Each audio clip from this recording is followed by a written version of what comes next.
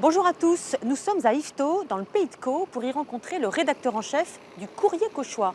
Le Courrier Cauchois, ici, c'est une institution, un peu comme son rédacteur en chef. Il a l'allure tranquille et débonnaire, des bonnes natures. Christophe Dupuis inspire la bonne humeur et contredit l'image que l'on se fait parfois des Cauchois. Il faut dire qu'il est ici chez lui. Christophe Dupuis n'a jamais souhaité quitter le Pays de Caux, petit territoire normand dont il a fait son domaine.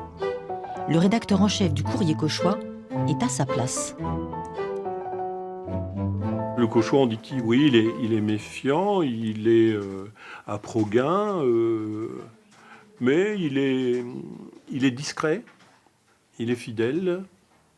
Il met du temps à ouvrir sa porte, mais quand il l'ouvre, c'est pour longtemps. Voilà, ce qui peut faire la différence avec d'autres régions plus au sud, dirons-nous. Vous vous sentez Cauchois, vous? Oui, quand même, oui. Bientôt 15 ans qu'il dirige la rédaction du Courrier Cauchois à Yvetot, mais c'est toute sa vie de journaliste qu'il a passée ici. D'habitude, il y a des traînards. J'ai coutume de dire, je ne suis pas rentré par la petite porte, moi je suis rentré par le soupirail. Parce que c'est vraiment ça.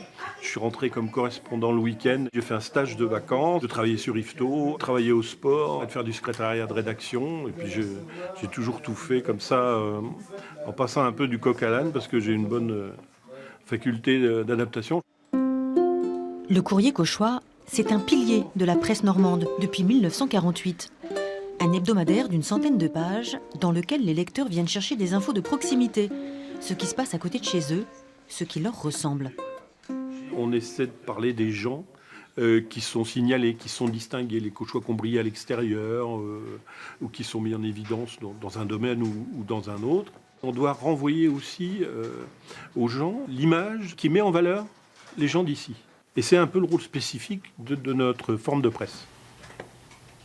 Christophe Dupuis ne part plus beaucoup en reportage, mais il a gardé quelques sujets de prédilection.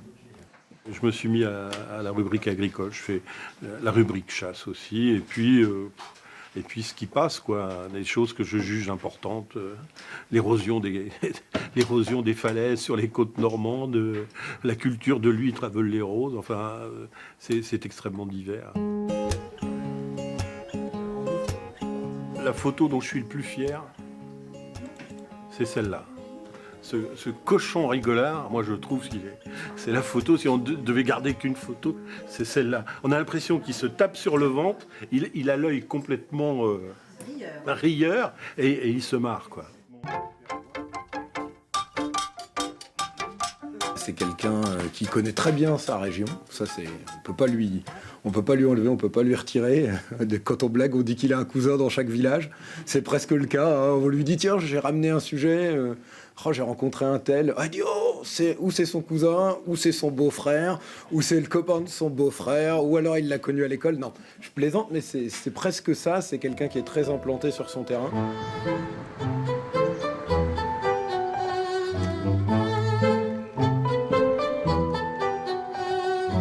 Christophe Dupuis est né en 1954 à Crictot-sur-Ouville, petite bourgade à 10 km d'Yvetot, connue pour sa réplique de la grotte de Lourdes. Lorsqu'il a 6 ans, sa famille vient s'installer à la ville. C'est un endroit important parce que cette place se trouve entre le pavillon que nous avions à 500 mètres d'ici et l'école Bobet, le collège Bobet, où j'ai été élève, où j'ai été maître auxiliaire. Et où ma mère a été institutrice au début des années 60. Mon arrière-grand-père était instituteur laïque, il écrivait aussi des histoires d'ailleurs, donc j'ai vraiment tout se trouvait réuni pour que je devienne prof, quoi. Sauf que j'avais envie d'être journaliste et donc j'ai mis un point d'honneur à pas être prof. Christophe sera donc journaliste, mais sur des terrains qui lui sont chers et auprès de personnes qui lui sont proches. Le plus important, le plus valorisant, ce sont les rencontres qu'on peut faire. Une journée où on a rencontré des gens, quand on est allé sur le terrain, c'est forcément une journée de gagner, une bonne journée. Les gens ont toujours quelque chose à nous dire. Ça peut être parfois très fort, marquant, mais c'est ce qui fait la richesse du métier, quoi. Vous lisez quelle page, vous, dans le Courrier Cauchois? Un peu tout, hein. On la feuillette, ce qui nous intéresse. On le reprend des fois 2 fois pour relire. Et puis... Toutes les infos de la région, De la région, tout ce qui oui, peut oui. se passer Ah entre oui, oui, oui. Fécamp, Le Havre, Non, c'est toute la région. ce journal est très bien. C'est un rendez-vous de chaque semaine. Voilà, tous les vendredis ou samedis. Le courrier cauchois, c'est une institution ici. Ah oui, c'est la Bible.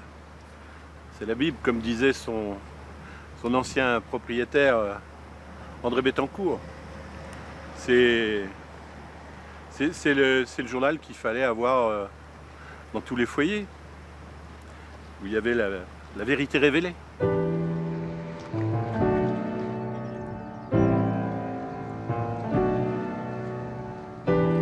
À 61 ans, Christophe Dupuis a déjà passé plus de 40 ans à arpenter les rues d'Yvetot, de Côte-Bec-en-Caux ou de Doudeville. Des années aussi sur les petites routes de campagne, à chercher des petites histoires à raconter, qui n'en sont pas moins de belles rencontres. Comme ça, avec votre œil, vous voyez beaucoup de choses. Mais quand vous les regardez avec un microscope, vous en voyez encore plus. Et nous, on regarde peut-être l'actualité au microscope. Un journaliste qui parle de l'URSS, des États-Unis, de la Chine, il a un grand domaine. Nous, notre domaine, c'est le Pays de Caux. Quelquefois, c'est même plus petit, c'est un canton. Mais on y trouve quand même matière à travailler.